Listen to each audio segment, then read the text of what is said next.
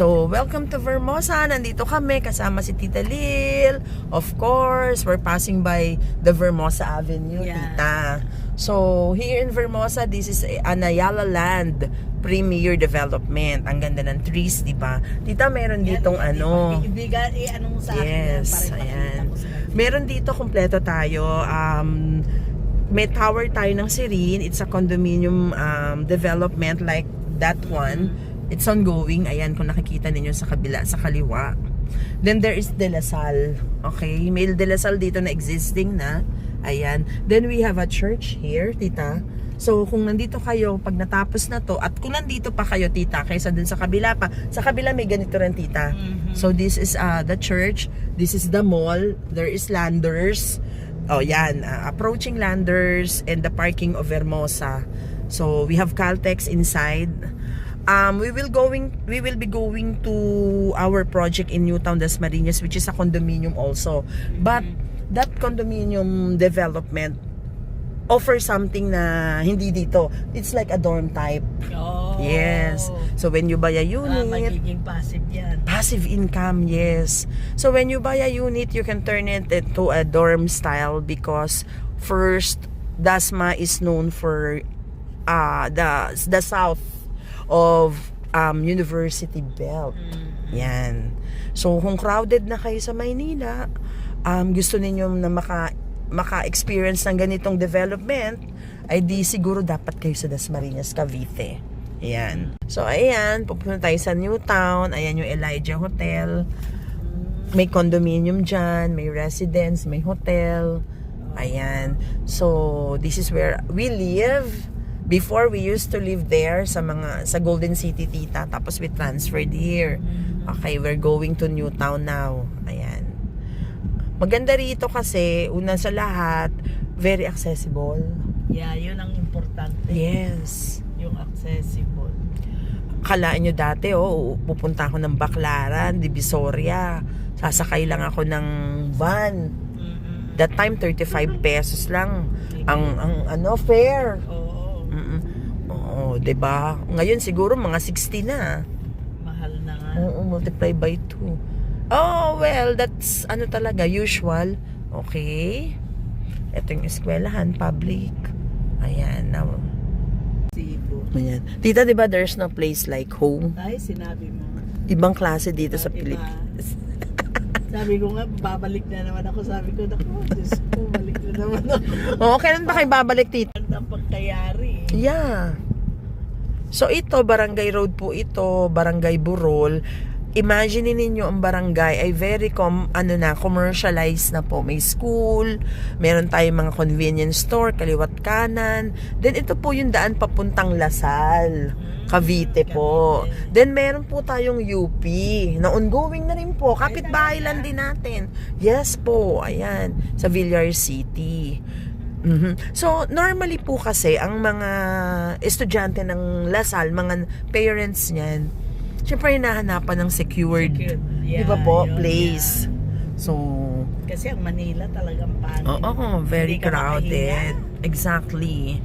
At ang baha dyan, madali. We just arrived.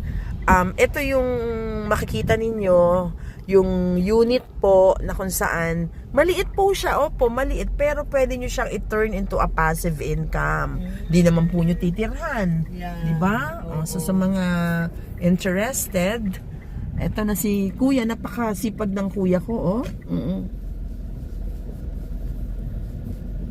Park lang tayo. Papasok tayo. Ayan. Dito itong container van. Yeah, office. Ayan. So ito, makikita ninyo, yan, I have Tita Lil here with me. So, we're talking of the passive income. Tita, tell them what is the benefit of having a property with rentals, di ba? Well, it's a good idea to have a passive income. At least, you don't have to dole out money every time sa mga pangangailangan. So, na manggagaling sa pocket mo. Yeah. So, you can just get it from your rent. Yeah. So, you think buying a property is a good investment? Of course. Yeah. Si Tita Lil kasi, she's into, she's working before with another company in in Canada, but she's already retired. But when I met her, I'm so lucky to meet Tita Lil and the husband. I have learned a lot from them kasi I know they have a property in Sampaloc. Tama? And also in the province. So, kaya ako kasama palagi si Tita Lil pag uuwi siya dito. Gusto ko kasi nung somebody who will also be a part of my life, 'di ba? Oo, nagkaroon na kami ng relationship ni Tita na every time that she comes in the Philippines, I try to get connected with her. Kasi both of us believe that as early as possible, 'di ba Tita? Yeah. When you have enough Yeah, if you have extra. extra, not just enough, no, you have extra, so you find way on how to have an extra. Diba Tita? That's true. Huwag kang maghintay na magkaroon ka ng malaking pera. Hindi yung mangyayari. Exactly, and you'll never know kung magkakaroon ka talaga.